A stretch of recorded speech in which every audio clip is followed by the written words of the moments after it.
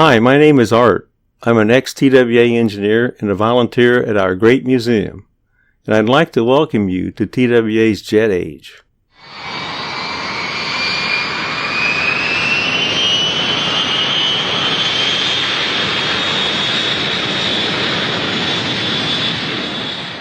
That was the unmistakable sound of a Boeing 707 jetliner. It's regarded as one of the most important airplanes in the history of commercial aviation. It rightfully occupies the highest pedestal in our case, as it was the 707 that launched TWA into the jet age.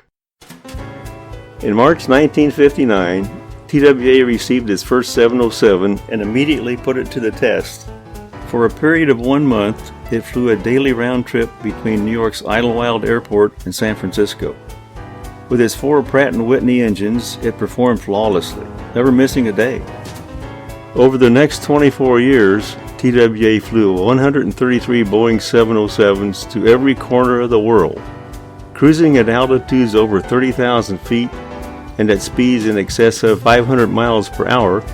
It indeed became a small world, which could be discovered in the smooth, quiet, and comfortable cabin. And here are some numbers to consider.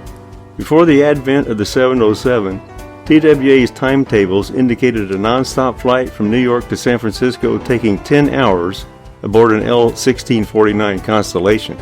That same trip on the Boeing 707 took only 6 hours. By the way, the jet age also saw the debut of TWA's famous twin globe tail logo. It quickly became one of the most recognizable corporate signatures in the world. As you observe TWA's jet aircraft, both within and above this section of the case, you'll see TWA's logo and airplane graphics changed as time went on. To us at the museum, however, nothing beats the TWA twin globes. We've even adopted it as our logo. Nearly 2 years after the introduction of the 707, the first of 28 Convair 880 jets joined TWA's fleet. The model of the 880 is in the lower left of the case.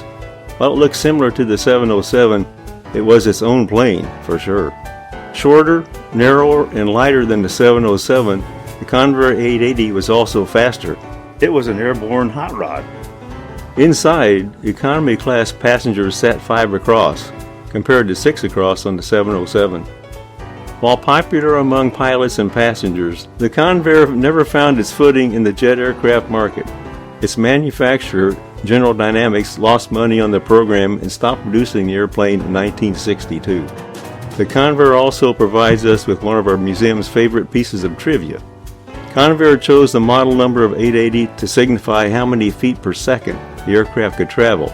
Do the math and you'll come up with 600 miles an hour. Operationally, the Boeing 707 and Convair 880 were not efficient for operating short-range flights. TWA and the airline industry needed jets that could better serve that need. Enter the DC-9 and the Boeing 727. The DC-9, the model to the right of the Convair, entered TWA's fleet on March 17, 1966, starting jet service between New York and Kansas City. TWA would eventually have a long and successful history with this aircraft type. TWA flew several generations of the DC-9, from 1966 all the way through to the very last TWA flight on December 1, 2001. Throughout its long production run, the DC-9 evolved, becoming more powerful, technologically advanced, and usually longer. In 1982, the familiar DC identifier was replaced with MD, representing an earlier corporate name change from Douglas Commercial to McDonnell Douglas. The MD-80 series, flown by TWA from 1983 to 2001, turned out to be among its most popular aircraft. The last aircraft TWA added to its fleet was also the final MD model produced. Delivered in 2000, that model's name was quickly changed to the Boeing 717, recognizing the merger of McDonnell Douglas with Boeing. Take a look at the very last model on top of the case. That's a Boeing 717. Now take a look again at TWA's first DC-9 inside the case. Familiar looking? Absolutely. When it's all added up, TWA flew over 150 of these airplanes, from that first DC-9 in 1966 through the last Boeing 717 in 2001. There's one more jet inside our case, and that's the Boeing 727. And what a plane it was. TWA acquired its first 727 in 1964. The model you're looking at is actually the second generation of the 727, known as the stretch version.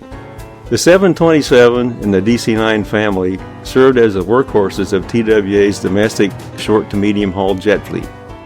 TWA flew its final Boeing 727 flight in 2000. The versatile and reliable 727 was among the most successful aircraft ever produced. Boeing delivered an amazing 1,832 727s to airlines around the world. 92 of them were flown by TWA. Above the case sits TWA's four wide-body aircraft: the Boeing 747, Lockheed L-1011, the Boeing 747 SP, and the Boeing 767.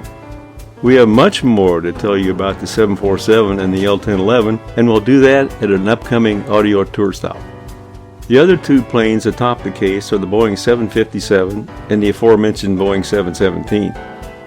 You'll notice some of our later models display what would be TWA's final livery or paint scheme.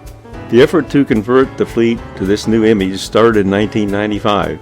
By the time American Airlines acquired TWA in 2001, most all of TWA's airplanes sported that new livery. For over 40 years, TWA's jets flew millions of people, millions of miles around the world. Whether you flew on a 65-seat Douglas DC-9 or found yourself mingling with 400 other passengers on a Boeing 747, TWA's jet age was indeed a great time to fly.